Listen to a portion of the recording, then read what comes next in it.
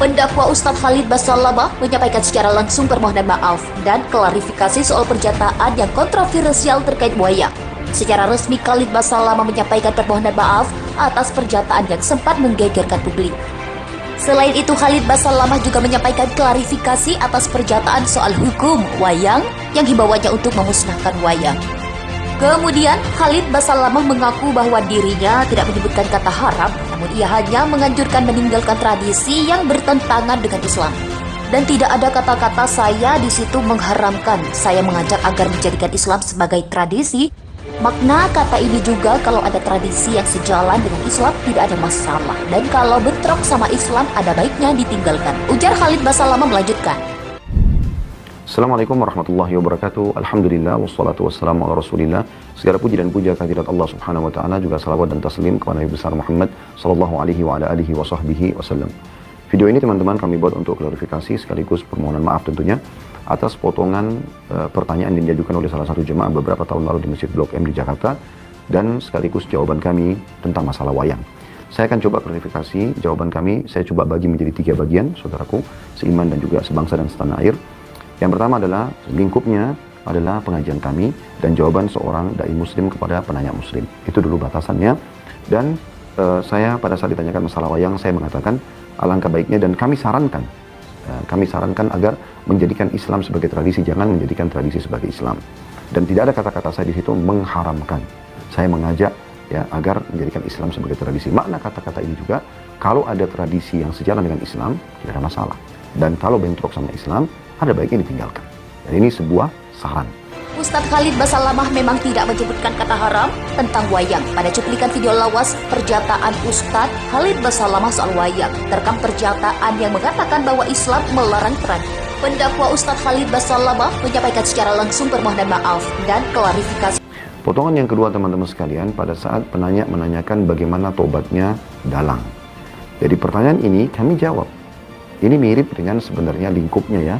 Kalau ada yang menanyakan bagaimana tobatnya seorang pedagang, seorang guru misalnya, disebutkan profesi. Maka saya sebagai seorang dai muslim menjawab, umumnya kaum muslimin kalau bertaubat, dan setiap muslim pasti akan merasa bahagia, senang kalau diajak bertaubat. Dan memang jawabannya taubat nasuha, kembali kepada Allah dengan taubat yang benar.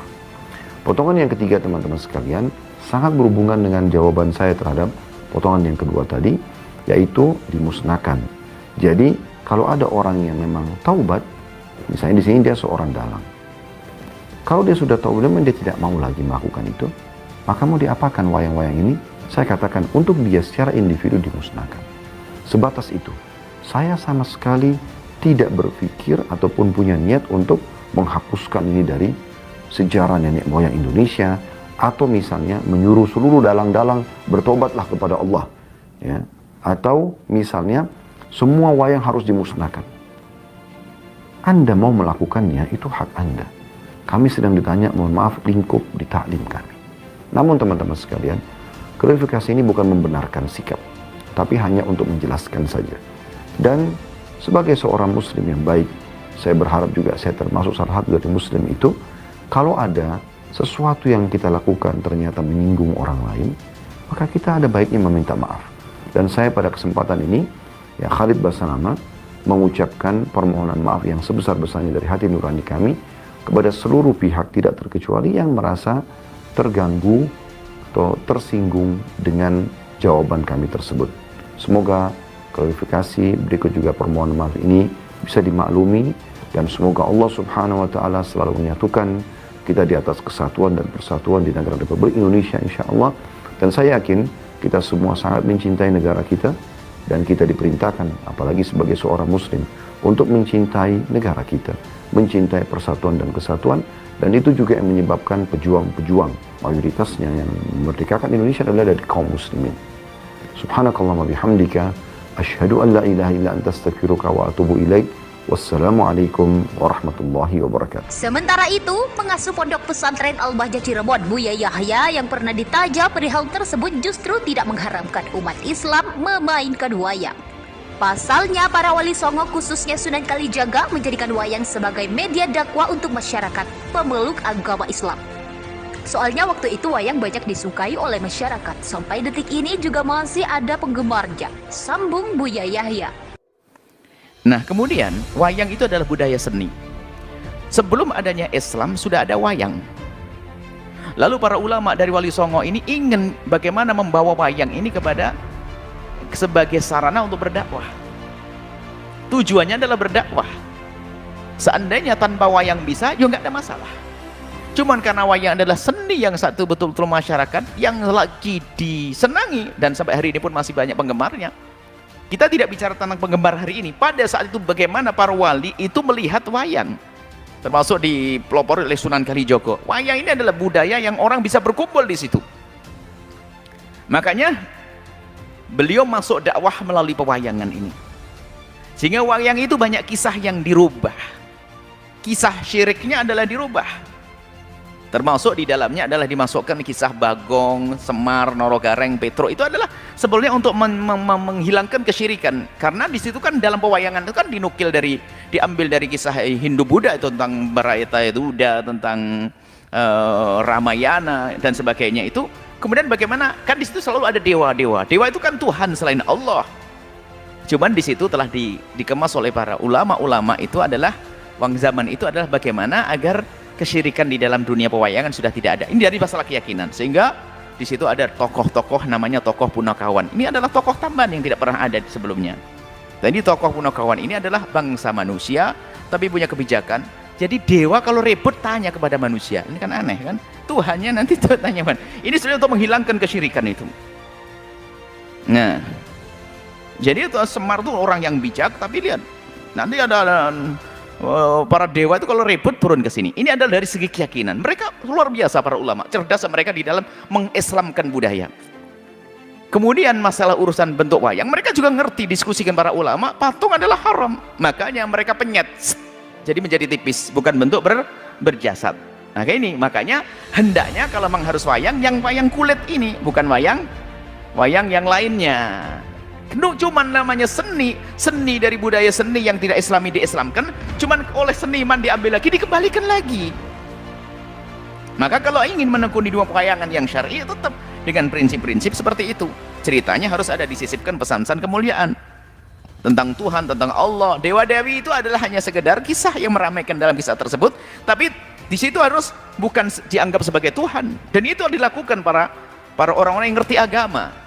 Dimulai daripada Wali Songo yaitu Sunan Kalijogo. Jadi gambar yang sifatnya tipis itu kan kulit namanya tipis, itu bukan digolongkan sebagai mujasad. Itu ada makna, ada maksud di balik itu semuanya. Kenapa tipis?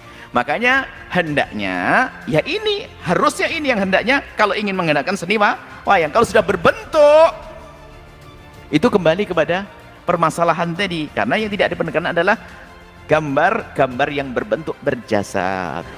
Buya Yahya juga bahkan sampai terkesima dengan perjuangan para wali Songo yang mampu mengubah kisah para wayang, sebab kisah para wayang terdahulu kental dengan ajaran Hindu dan Buddha.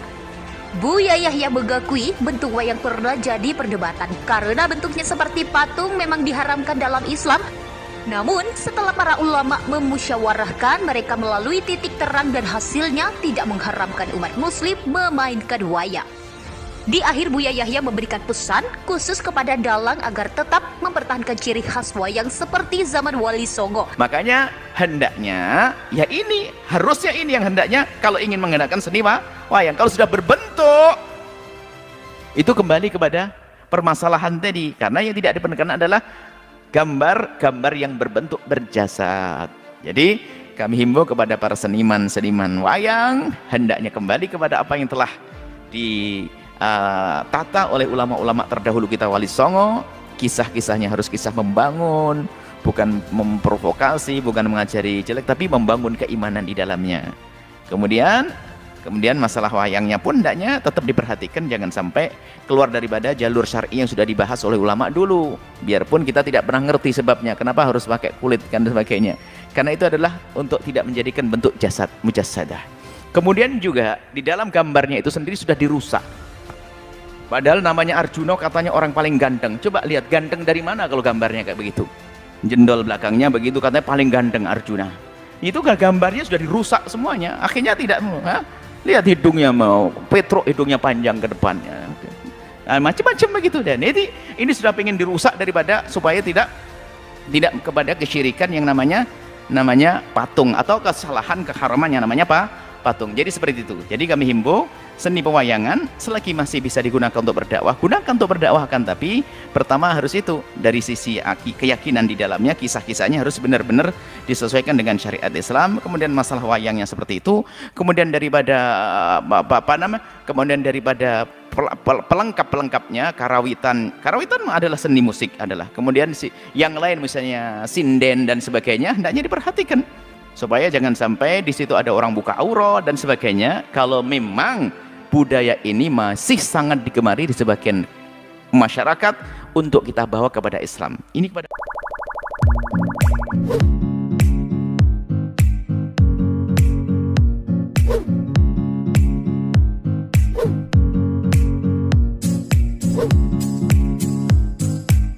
Woo!